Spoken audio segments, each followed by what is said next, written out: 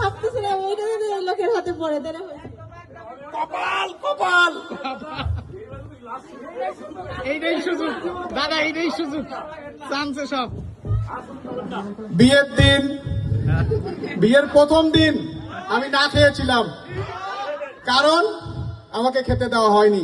পরে শুনলাম খাবার নাকি ফ্রিজে রেখেছিল, পরে দেওয়ার কথা মনে নাই, সারা রাত না খেয়েছিলাম। আগেই বলেছিলাম যে আমি ঝাল পছন্দ করি না। প্রত্যেকটা বিয়ের বাড়িতে যতগুলো নিমন্ত্রণ হয় মানুষ ভাবে যে ঝালটা একটু বেশি দেই, আমার সময় বেশির চেয়ে বেশি দিয়েছিল, যার জন্য আমার বরযাত্রীরাও খেতে পারে নাই। আমার শ্বশুর বাড়িতে যতগুলো নিমন্ত্রণ ছিল আমি খেতে পারি নাই। ইচ্ছা করে করেছে এটা, যেন মানে আমি যেন না খেতে পারি। বিয়ের পর থেকে এখন পর্যন্ত কোনোদিন সকালে চা করে দেয় নাই। দুই একদিন দিলেও এটা মানে মাইনর। 10 বছরে কত দিন হয়? 3650 দিন। একদিন, 2 দিন, 3 দিন, 1% হলেও তো বাদ দিলেও বাকি 99%ই দেয় নাই। সুতরাং নো, এটা। আর কি আছে সব বলেন না। এরপর যতবার বেড়াতে গেছি একবারও খরচ কন্ট্রিবিউট করে নাই।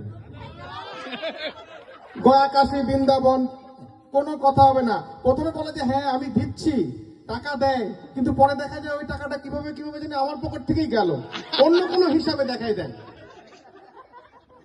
এইটা ঠিক আছে। আর সবাই মাপ চাইছে, আর কি বলবো? আরো একটা বলি, বলাই লাগবে। এত যে বেড়াই, তারপরও বলে যে তুমি আমাকে কোথাও নিয়ে যাও বেড়াইতে। এই যে এত বছর হলো বিয়ে হয়েছে, কোথাও বেড়াতে নিয়ে গেছো ভালো কোনো জায়গায়? এতবার গেলাম বেড়াইতে নিয়ে, Nepal, India, Saint Martin, Cox's Bazar, Bandarban, তারপরেও তাজমহল। ঠিক বলেছিস গুড্ডু, সাক্ষী। আমার মেয়ে আমার দলের।